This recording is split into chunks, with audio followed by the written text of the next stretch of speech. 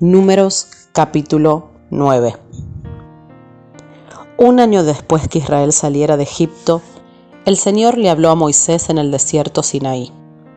El primer mes de ese año le dijo: Di a los israelitas que celebren la Pascua en el tiempo establecido, al atardecer del día 14 del primer mes. Asegúrate de seguir todos mis decretos y todas mis ordenanzas acerca de esta celebración. Entonces Moisés le dijo al pueblo que celebrara la Pascua en el desierto de Sinaí, al atardecer del día 14 del primer mes. Allí celebraron el festival, así como el Señor le había ordenado a Moisés. Sin embargo, algunos hombres estaban ceremonialmente impuros por haber tocado un cadáver, y por eso no podían celebrar la Pascua aquel día. Así que ese mismo día se acercaron a Moisés y a Aarón y les dijeron: Hemos quedado ceremonialmente impuros por tocar un cadáver. Pero, ¿por qué se nos debe impedir presentar la ofrenda del Señor en la debida fecha con el resto de los israelitas? Moisés les contestó: Esperen aquí hasta que yo reciba del Señor las instrucciones para ustedes.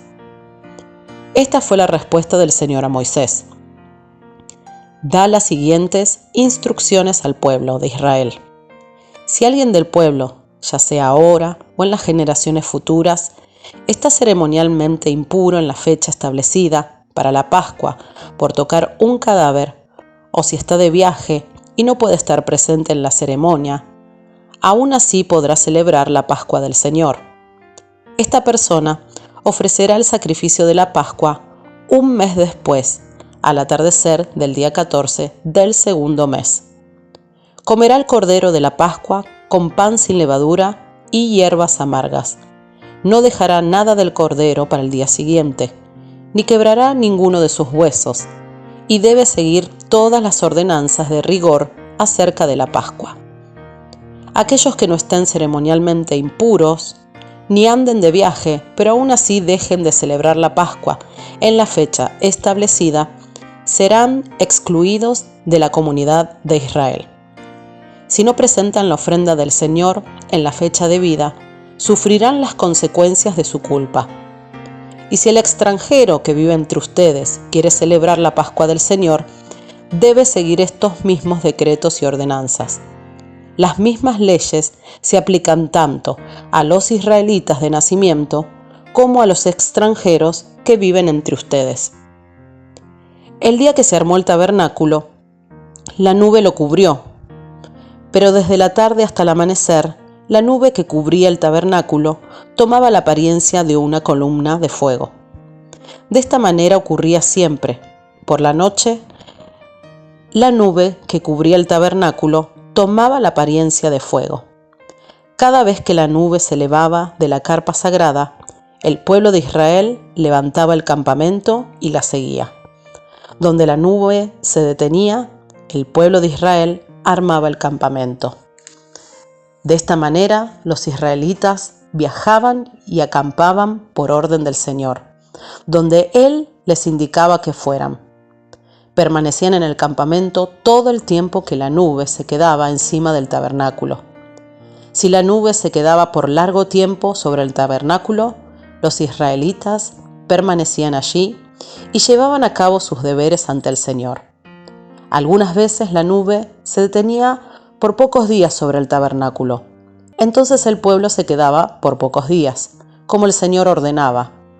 Luego, por orden del Señor, levantaban el campamento y se ponían en marcha.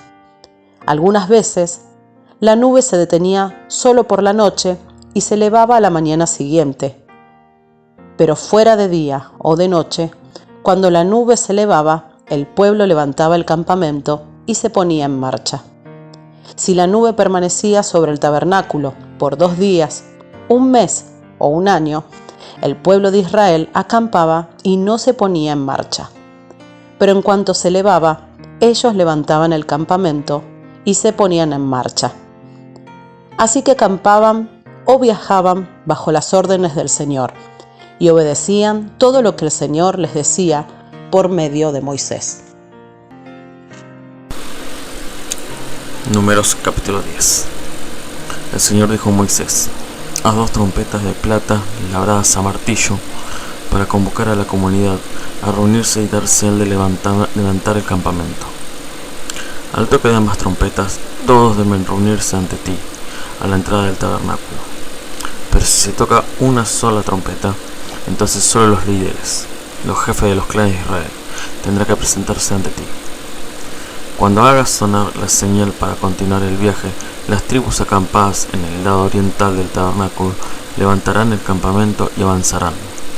Cuando hagas sonar la señal por segunda vez, las tribus acampadas al lado sur le seguirán. Haz sonar toques cortos como señal de ponerse en marcha, pero cuando convoques al pueblo y a la asamblea, toca las trompetas de manera diferente. Únicamente los sacerdotes y los descendientes de Aarón podrán tocar las trompetas. Pero es una ley perpetua para ustedes y tendrá que cumplirse de generación en generación. Cuando lleguen a su propia tierra, vayan a la guerra contra sus enemigos que los atacan. Darán la alarma con las trompetas. Entonces el Señor, su Dios, los recordará y los rescatará de sus enemigos. También harán sonar las trompetas en tiempo de alegría, en sus festivales anuales, al principio de cada mes, además de toque de trompetas cuando entreguen las ofrendas quemadas y las ofrendas de paz. Las trompetas les recordará a su Dios el pacto que hizo con ustedes. Yo soy el Señor su Dios. Cuando el segundo año después que Israel saliera de Egipto, al día 20 del segundo mes, la nube se elevó del tabernáculo del pacto. Entonces los israelitas salieron del desierto del Sinaí y viajaron de un lugar a otro, hasta que la nube se detuvo en el desierto de Parán. Cuando el pueblo salió por primera vez, siguiendo las instrucciones del Señor, había dado por medio de Moisés. Las tropas de Judá iban delante, estas marchaban detrás de su estandarte, y su jefe era Nazón, hijo de Aminadab. La siguieron las tropas de la tribu de Isaacar, dirigidas por Natanael, hijo de Suar, y también las tropas de la tribu de Zabulón, dirigidas por Eliab, hijo de Belón. Después se desarmó el tabernáculo, y al siguiente, al ponerse en marcha, fueron las divisiones gersonitas y meraristas de los levitas, llevando consigo el tabernáculo. Las tropas de Rubén fueron próximas a salir y marchaban tras su estandarte. Su jefe era Elisur, hijo de Sedur. La siguieron las tropas de las tribus de Simeón, dirigida por Selumiel, hijo de Surisadai, y también las tropas de Gad, dirigidas por Eliasaf, hijo de Duel. Luego salió la división de Coatías de los levitas, que llevaban consigo los objetos sagrados del tabernáculo. El tabernáculo debía estar instalado en su nueva ubicación antes de que ellos llegaran a su próximo lugar, el campamento. Las tropas de Efraín marcharon a continuación detrás del estandarte. Su jefe era Eliseam, hijo de Aminú. Le siguieron las tropas de la tribu de Manasés, dirigida por Gamaliel, hijo de Pedasur, y también las tropas de la tribu de Benjamín, dirigidas por Abidam, hijo de Gedeoní, estandarte. A la retaguardia de todos los campamentos tribales, su jefe era Aiezer, hijo de Amisadai, que se unieron a las tropas de la tribu de Aser, dirigidas por Pegiel, hijo de Ocrama, y también las tropas de las tribus de Neftali, dirigidas por Airam, hijo de Enam. En este orden marcharon los israelitas, división por división. Un día Moisés le dijo a su cuñado Hobab, hijo de Roel, el madianita: vamos en camino al lugar de que el Señor nos prometió, porque Él nos dijo: yo los daré a ustedes. Ven con nosotros y tráenos bien, porque el Señor ha prometido maravillosas bendiciones para Israel. No iré, respondió Hobab. Debo regresar a mi propia tierra y a mi familia. Por favor, no nos dejes, rogó Moisés. Tú conoces los lugares del desierto donde debemos acampar. Ven, sé nuestro guía. Si vienes con nosotros, compartiremos contigo todas las bendiciones que el Señor nos dará. Así puedes salir del monte del Señor. Marcharon por 3 días y el arca del pacto del Señor iba delante de ellos, indicarles dónde detenerse y descansar. Cada día mientras continuaban su viaje, la nube del Señor mantenía en el aire sobre ellos. Siempre que el arca salía, Moisés gritaba: «Levántate, oh Señor, y que se dispersen de tus enemigos, que huyan delante de ti».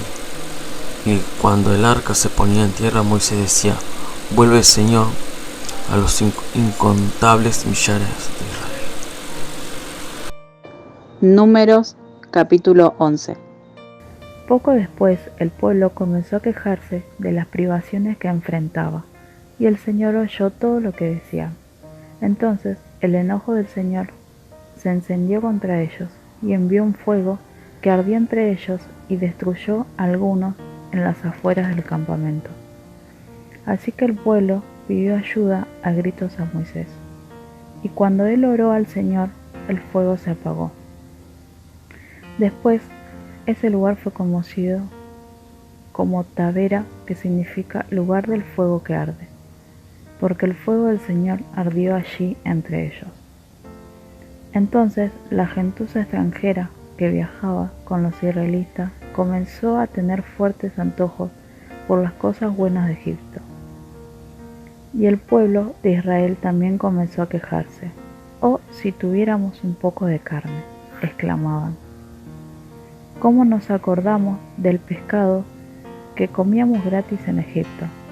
Y teníamos todos los pepinos, los melones, los puerros, las cebollas y los ajos que queríamos. Pero ahora lo único que vemos es este maná. Hasta hemos perdido el apetito». El maná era parecido a pequeñas semillas de cilantro y eran de un color amarillo claro como goma de resina. La gente salía a recogerlo del suelo. Con el maná se hacía harina en los molinos de mano o se machacaba en un mortero. Luego servía en una olla para hacer panes planos que sabían a pastelitos horneados con aceite de oliva. Durante la noche, el maná caía sobre el campamento juntamente con el rocío. Entonces Moisés escuchó los llorisqueos de la familia a la entrada de sus carpas, y el Señor se enfureció. Moisés también estaba muy molesto, y le dijo al Señor: «¿Por qué me tratas a mí, tu servidor, con tanta dureza? Ten misericordia de mí. ¿Qué hice para merecer la carga de todo este pueblo? ¿Acaso yo los engendré? ¿Los traje yo al mundo? ¿Por qué me dijiste que los llevara en mis brazos como una madre a un bebé de pecho? ¿Cómo puedo llevarlos a la tierra que juraste dar a sus antepasados? ¿De dónde se supone que voy a conseguir carne para toda esta gente? No dejan de quejarse conmigo diciendo: danos carne para comer. Solo no puedo soportar a todo este pueblo. La carga es demasiado pesada. Si esta es la manera como piensas tratarme, sería mejor que me mataras. Hazme ese favor y ahórrame esta miseria». Entonces el Señor le dijo a Moisés: «Reúne delante de ti a 70 hombres que sean reconocidos como ancianos y jefes de Israel. Llévalos al tabernáculo para que permanezcan junto a ti. Yo descenderé y allí hablaré contigo. Tomaré del espíritu que está sobre ti y lo pondré sobre ellos también. Llevarán la carga del pueblo junto a ti, y de esa manera no tendrás que soportarla tú solo. También dile al pueblo: purifíquense, porque mañana tendrán carne para comer». Ustedes gemían y el Señor oyó sus quejidos. «Oh, un poco de carne. Estábamos en mejores condiciones en Egipto. Ahora el Señor le darás carne y tendrán que comérsela. Y no será solo un día, ni 2, ni 5, ni 10, ni aún 20. La comerán durante un mes entero, hasta que le produzca náuseas y estén hartos de tanta carne. Pues han rechazado al Señor que está aquí entre ustedes, y han lloriqueado diciendo: ¿por qué dejamos Egipto? Entonces Moisés respondió al Señor: hay 600,000 soldados de infantería aquí conmigo, y aún así dices: yo les daré carne durante un mes entero. Aunque matáramos a todos nuestros rebaños y manadas, ¿podría eso satisfacerlos? O si pescáramos todos los peces del mar, ¿alcanzaría? Entonces el Señor le dijo a Moisés: ¿acaso mi brazo ha perdido su poder? Ahora verás si mi palabra se cumple o no. Así que Moisés salió y comunicó al pueblo las palabras del Señor, junto a los 70 ancianos, y los colocó alrededor del tabernáculo. Después el Señor descendió en la nube y le habló a Moisés. Entonces le dio a los 70 ancianos del mismo espíritu que estaba sobre Moisés, y cuando el espíritu se posó sobre ellos, los ancianos profetizaron, pero esto nunca volvió a suceder. Sin embargo, 2 hombres, Eldad y Medad, se habían quedado en el campamento. Ellos estaban incluidos en la lista de los ancianos, pero no se presentaron en el tabernáculo. Aún así, el Espíritu también se posó sobre ellos y profetizaron allí en el campamento. Un joven corrió y le informó a Moisés: Eldad y Medad están profetizando en el campamento. Entonces Josué, hijo de Nun, que era ayudante de Moisés desde su juventud, protestó: Moisés, mi señor, deténlos. Pero Moisés respondió: ¿estás celoso por mí? Ya quisiera que todos los del pueblo del Señor fueran profetas, y que el Señor pudiera su espíritu sobre ellos. Entonces Moisés regresó al campamento de los ancianos de Israel.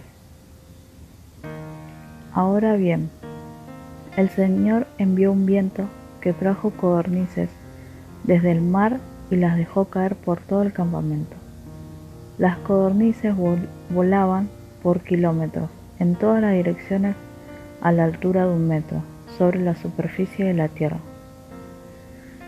Así que el pueblo salió y atrapó codornices todo ese día, a lo largo de la noche y también todo el día siguiente. Nadie recogió de menos de 2 kilos, entonces la pusieron a secar por todo el campamento. Pero mientras se saciaban de carne, cuando aún estaba en sus bocas, el enojo del Señor se encendió contra el pueblo y los castigó con una plaga muy grande. Así que ese lugar fue llamado Kibrot Hatabá, que significa tumba de glotonería, porque allí enterraron a la gente que codiciaba la carne de Egipto. Después los israelitas viajaron de Kibrot Hatabá a Haserot, donde se quedaron por algún tiempo.